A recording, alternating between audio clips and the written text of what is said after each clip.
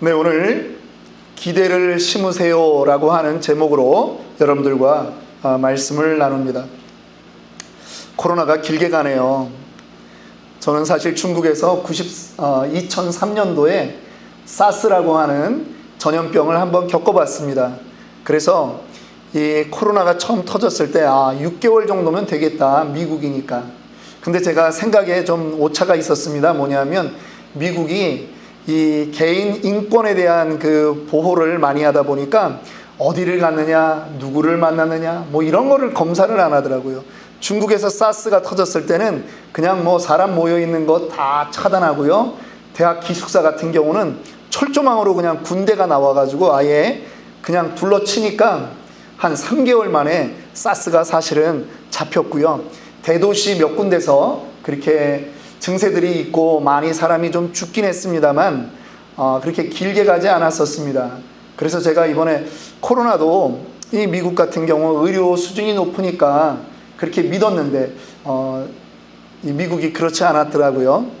하여튼 작년에 송구영신 예배를 드리면서도 저희가 사실은 이 정도 상태로 드렸습니다. 어떤 게임이라든가 오락 이런 것들을 저희가 하지 못했던 그러한 시간이었습니다. 첫 해에 교회를 개척하고 첫 해에는 이곳에서 윷놀이도 하고 선물 교환도 하고 아주 재밌게 그렇게 지냈고요. 또 단체 사진도 그렇게 함께 찍었던 기억이 납니다.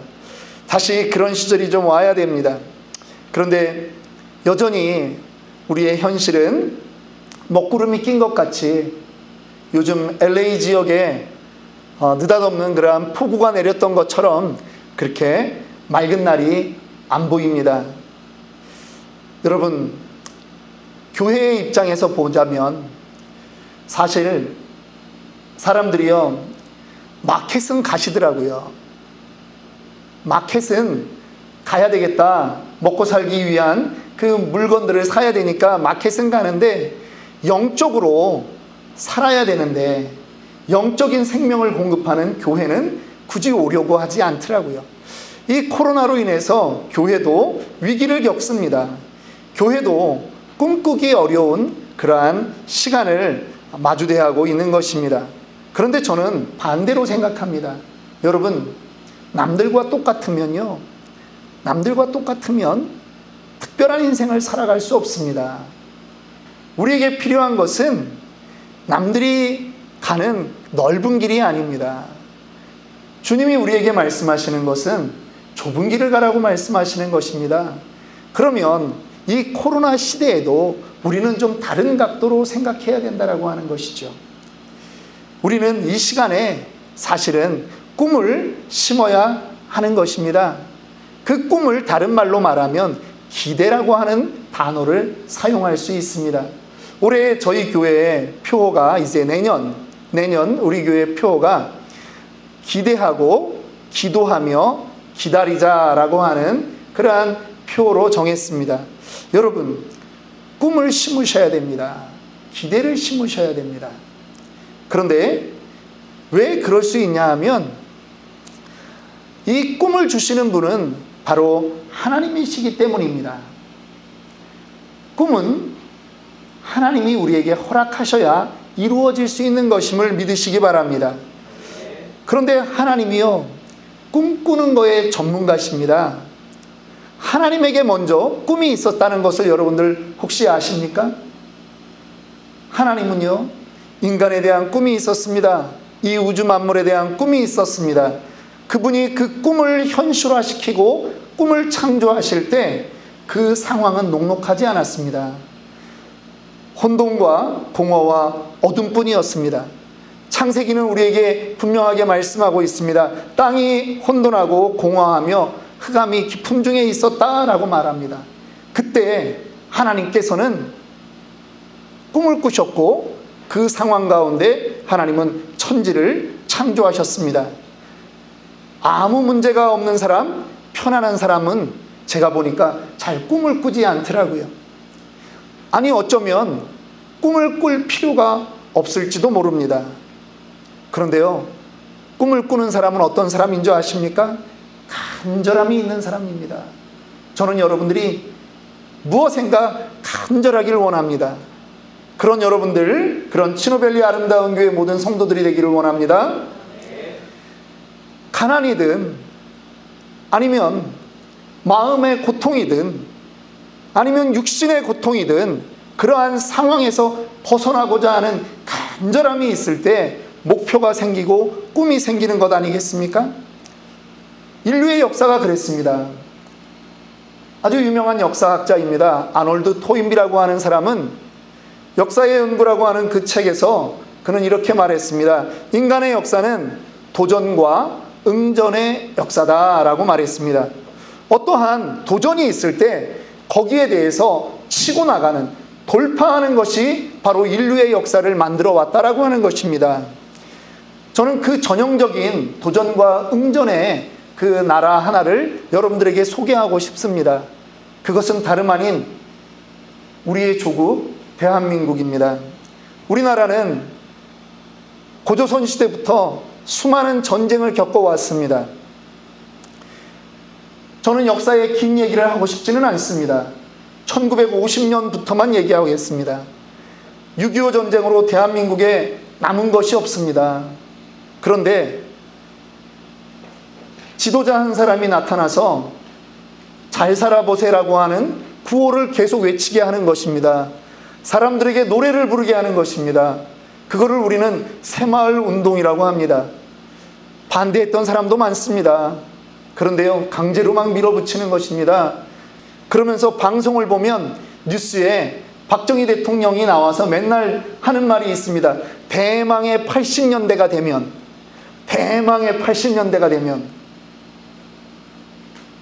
우리나라가 잘 살게 됩니다. 집집마다 TV가 있을 것입니다. 자가용이 있을 것입니다. 그렇게 이야기를 하는 것입니다. 제가 대학을 85년도에 갔습니다. 그런데 여러분, 그것을 외쳤던 대통령은 79년도에 총 맞아서 돌아가셨는데요. 80년대가 되면서 진짜 집집마다 자가용 있는 집들이 생기는 겁니다. 그리고 이미 칼라 테레비가 집집마다 있는 겁니다. 그리고요, 제가 대학 다닐 때는 해외여행이라는 걸 사실 잘 생각해 보지 못했습니다. 그런데 금방 90년도가 되면서 여행 자유화가 되는 것입니다. 신혼여행을 해외로 다닙니다. 옛날에는 기껏 가야 제주도 갔거든요. 그런데 이제는 해외 가서 돈 써도 될 만큼 우리나라에 달러가 있다라고 하는 것이죠. 저도 그 해외 유학의 바람을 타고 저도 해외로 나갔다가 27년째 지금 한국에 가서 살지 못하고 지금 이 미국까지 와서 살고 있는 사람입니다. 그런데요, 제가 대학 다닐 때만 해도 그래도 대통령 욕을 했습니다. 박정희 대통령 독재다, 그런 얘기를 했습니다. 그런데 제가 필리핀에서 6개월을 살아보았습니다. 중국에서 18년을 살았습니다. 우리나라 너무나 잘 사는 나라로 중국 사람이 부러워합니다. 필리핀에 살면서 저는 눈물을 흘린 적이 있습니다. 저에게 영어를 가르쳐주던 그 학원의 강사가 70년대에 필리핀이 일본 다음으로 아시아에서 두 번째로 잘 사는 나라였다라고 하는 겁니다. 그런데 나라 지도자를 잘못 만난 겁니다. 마르코스 대통령과 이멜다 부인이 자기의 재산을 축적하는 독재를 했습니다. 나중에 물론 쫓겨났지만 그랬더니 온 나라가 다 못 사는 나라가 되었다라고 하는 것입니다. 니네 나라는 지도자를 잘 만나서 지금 이 필리핀을 여행 와서 지내고 어학연수하러 오지 않느냐, 이렇게 말하는 것입니다. 제가 이렇게 장황하게 이야기를 하는 이유가 있습니다. 오늘 우리가 누리는 대한민국의 그 부귀 영화를 어느 날 갑자기 뚝 떨어진 게 아니라고 하는 거죠. 근데 요즘은 학교에서 가르치지를 않아요. 학교에서 가르치지를 않아요. 여러분, 우리가 누리는 게 어느 날 갑자기 그냥 하늘에서 떨어진 게 아니라고 하는 얘기를 저는 하고 싶은 거예요. 누군가 눈물을 흘리면서 수고했던 여러분들의 아버지, 어머니, 할아버지, 할머니들의 그 수고가 있었기 때문에 오늘날 대한민국이 있다라고 하는 것을 말하는 것입니다. 성경도 말합니다. 시편 126편 6절에 울며 씨를 뿌리러 나가는 자는 반드시 기쁨으로 그 곡식단을 가지고 돌아오리라 라고 말하는 것입니다. 여러분들 청년들, 특별히 우리 또 중고등부 여기 계신데요, 여러분들의 인생의 꿈은 무엇이고 내년에 여러분들이 거두고 싶은 것은 무엇입니까? 그것을 위해서 여러분들은 무엇을 오늘 심기로 작정하십니까? 저는 그것을 묻고 싶습니다. 혹시 여러분들이 생각할 때 나에게는 이런 어려움이 있어서 안 돼 라고 하는 것이 있다면 오늘 본문으로 다시 좀 돌아가 보기를 원합니다. 창세기 12장 1절부터 4절의 말씀을 우리가 읽었습니다. 여러분, 아브라함에 관한 이야기입니다. 저는 이 설교를 작년 이 시간에 했습니다. 여러분 기억하십니까? 2020년 12월 31일 저는 작년에 이 설교를 여러분들에게 했습니다. 그때 우리 교회의 표어는 너는 복이 될지라 라고 하는 제목으로 이 한 해를 가자라고 하는 그러한 표어를 정했기 때문에 저는 이 본문을 가지고 여러분들에게 말씀 전했던 생생한 기억이 있습니다. 그리고 아브라함의 인생을 가지고 저는 6개월 동안 여러분들과 말씀을 나눴습니다. 아브라함은요, 꿈을 꿀 수 있는 입장이 아니었습니다. 아브라함에게는 두 가지 제약 조건이 있었습니다. 첫 번째, 아브라함은 나이가 너무 많았습니다. 4절 말씀 한번 볼까요? 4절 말씀 맨 끝에 성경이 특별히 기록하고 있습니다.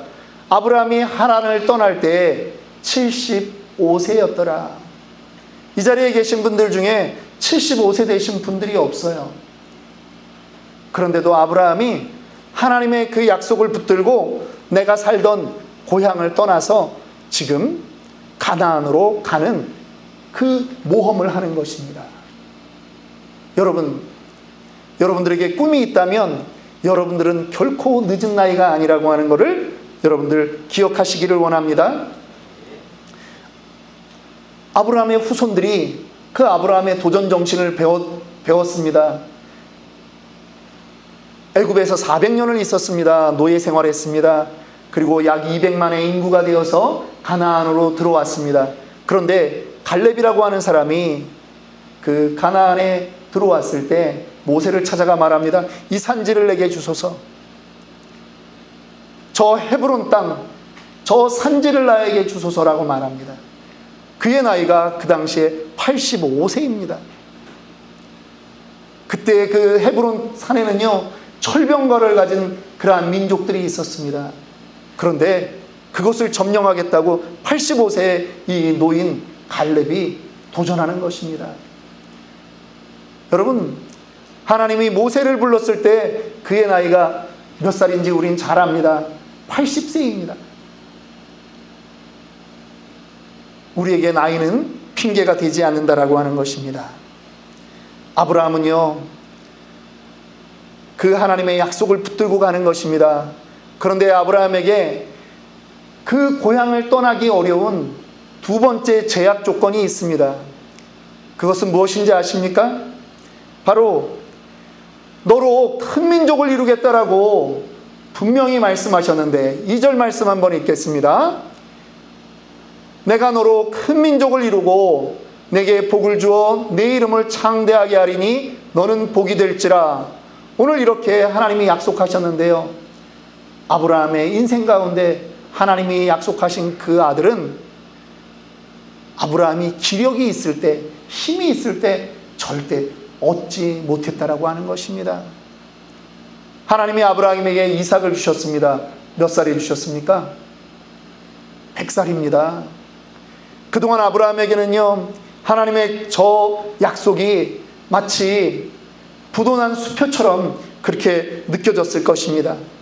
중간중간 하나님의 약속을 의심해서 아브라함은 다른 방법도 찾았던 사람입니다. 그런데 신실하신 하나님이 아브라함에게 그의 나이 100세 때 아들 하나를 줬습니다. 이삭을 주었습니다. 그랬더니 그 이삭의 후손이 누가 되는 것입니까? 우리가 최근에 6월달 그 창세기 아브라함의 사건 6개월 살펴보았고, 저희가 7월달부터 사무엘상을 통해서 다윗의 등장을 저희가 계속 살펴보고 있었습니다. 지난 주일날 우리는 이제 다윗이 사사로운 자기의 감정을 다스리고 이제 하나님이 주시는 그 비전 때문에 자신의 분노를 접고 왕으로 되어가는 그 역사를 우리는 지난 시간 주일 설교를 통해서 살펴보았습니다. 다윗을 통해서 이스라엘 왕국을 만들어가는 것입니다. 누구로부터 이루어진 꿈입니까? 아브라함으로부터 이루어진 꿈입니다. 아브라함의 살아있을 때는 결코 그 꿈이 정말 창대하게 보이지 않았을 것입니다. 기껏해야 자식 하나 낳았는데요. 아브라함이 자기의 인생을 마감할 때 하나님의 약속의 아들은 단 한 명 이삭이었습니다. 물론 이스마엘이 있었고요, 다른 여인을 통해서 6명의 아들을 낳은 것은 있습니다.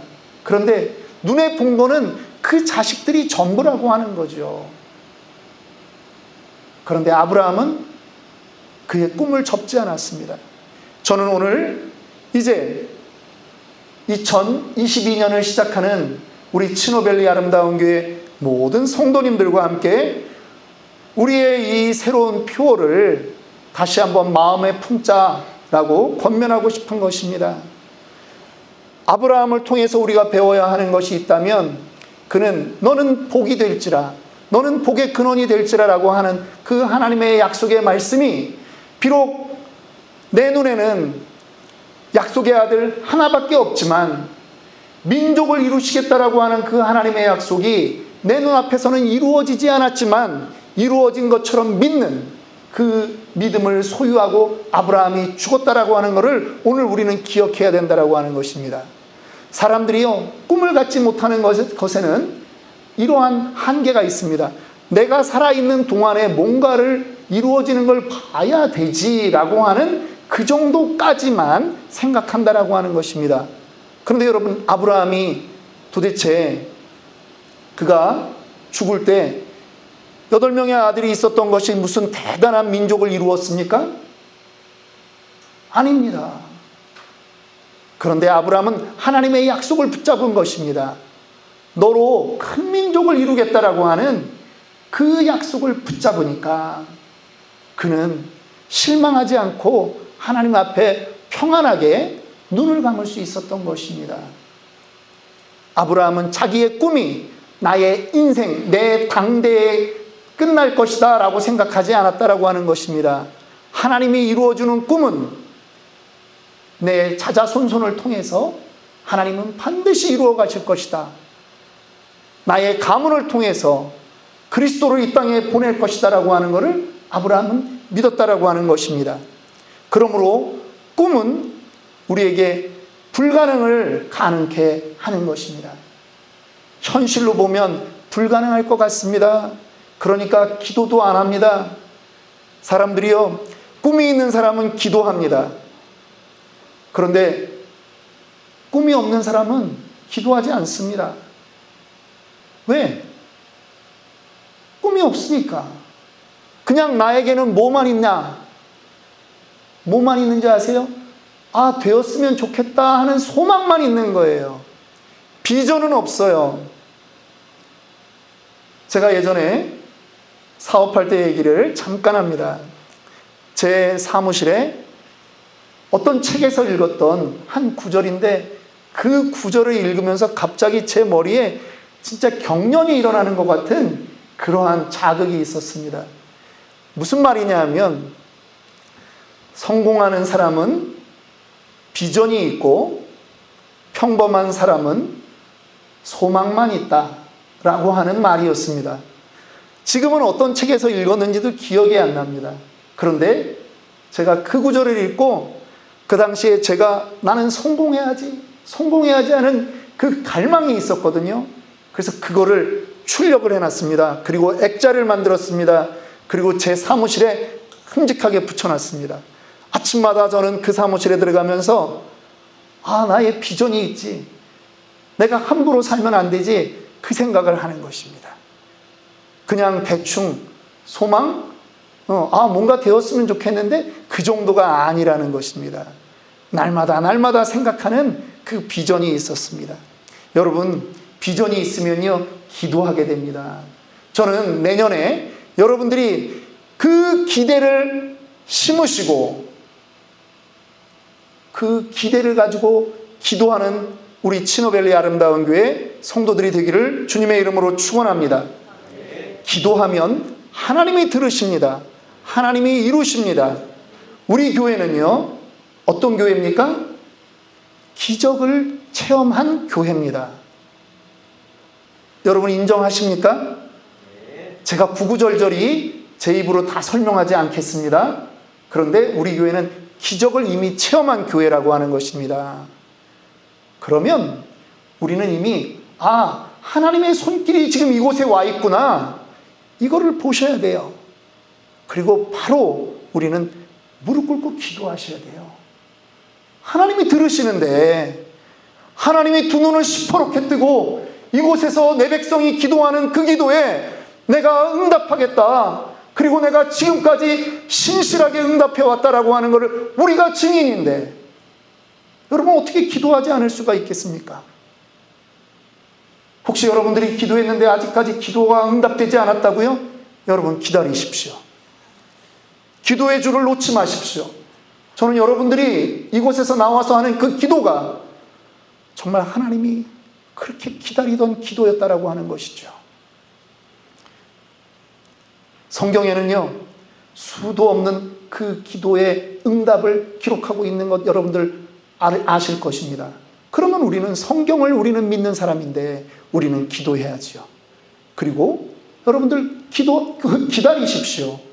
그런데 여러분들 어떠한 기도의 제목은요, 여러분들 당대에 안 이루어질 수 있는 것도 있습니다. 자녀에 대한 기도가 그렇습니다. 이 자녀를 하나님이 사용해 주시기를 원할 때 그 기도는 어쩌면 내 인생에 다 보지 못할 수도 있는 것입니다. 그러나 기도를 심으십시오. 그러면 기도의 자식은 결코 망하지 않는다라고 하는 그 원리가 일어날 줄 믿는 것입니다. 제가 여러분들에게 된다라고 외칠 때 우리 교회가 외치는 것은 그저 마인드 컨트롤을 외치는 것이 아닙니다. 일을 하셨던 그 하나님의 증거가 있잖아요. 그 증거를 가지고 외치는 것입니다. 하나님이 하셨거든요. 그러니까 앞으로도 하실 거를 믿는 것입니다. 보증수표라고 하는 것입니다. 우리 교회는 제가 내년에 꿈꾸는 것이 있습니다. 여러분들이 복음에 바로 서기를 꿈꾸는 것입니다. 여러분들의 믿음이 단단해지는 것입니다. 그래서 여러분들이 정말 조 목사에게 이 성도들을 맡겨 놓았더니 이제 하나님께서 저에게 하는 말입니다. 조 목사에게 이 성도들, 이 양떼를 맡겨 놓았더니 믿음의 정말 반석같이 잘 서서 하나님의 일을 하는데 잘 쓰임받을 수 있도록 그러한 도구들이 되었구나 라고 하나님이 평가하시도록 여러분들이 그렇게 훈련되기를 원합니다. 복음이 먼저입니다. 여러분 일 먼저 하는 게 아닙니다. 내 안에 예수 그리스도의 복음으로 단단하게 무장되는 한 해가 되기를 원합니다. 그래서 이 꿈을 가지고 저는 새벽마다 기도하는 거예요.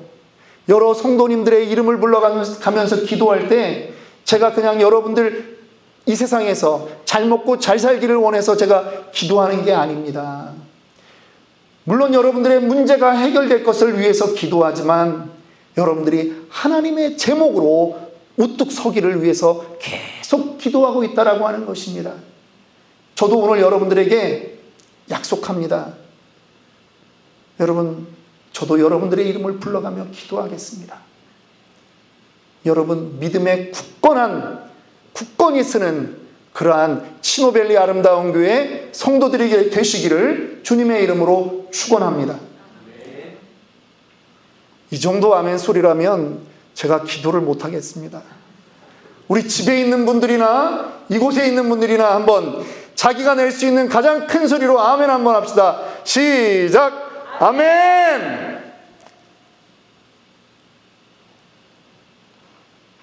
마가복음 11장 24절에 주님이 친히 말씀하셨습니다. 그러므로 내가 너희에게 말하노니 무엇이든지 기도하고 구하는 것은 받은 줄로 믿으라. 그리하면 너희에게 그대로 되리라. 믿으십니까? 네. 여러분, 기도했는데도요, 의심이 생길 수 있습니다. 왜 없겠습니까? 그런데 의심이 올라오면 다시 기도하십시오. 다시 기도하십시오. 금식하며 기도하십시오. 하나님 반드시 응답하시는 분이십니다. 우리 치노밸리 아름다운 교회에 제가 가슴에 품고 있는 것이 있습니다. 하나님의 자존심을 세워드리는 교회가 되기를 원하는 것입니다. 이 땅의 사람들이 아니 그렇게 많은 교회가 있는데 뭐하러 또 교회를 만드느냐, 그렇게 비난했었던 사람이 있습니다. 아니 요즘도 교회를 새로 만드냐, 교회 한다고 사람 오냐, 그렇게 했던 분들도 있습니다. 그런데 아니라는 거죠. 영혼구원의 사명을 감당하는 교회는 여전히 필요한 것입니다. 그래서 다윗이 하나님을 비웃는 그 골리앗 앞에 소년이었지만 물맷돌 들고 나갔을 때의 그 심정으로 하나님의 자존심을 생각하고 나아가는 그러한 교회가 되기를 원합니다. 그러한 길에 우리의 비전을 심어야 됩니다. 기대를 심으십시오. 오늘 이 밤에 여러분 집에 가서 아내와 자녀들과 비전을 생각하시고 한 번 더 기도하시기를 원합니다. 오늘 심은 이 비전 가지고 평생을 갑시다. 한번 해봅시다. 하나님이 들으십니다. 하나님 살아계십니다.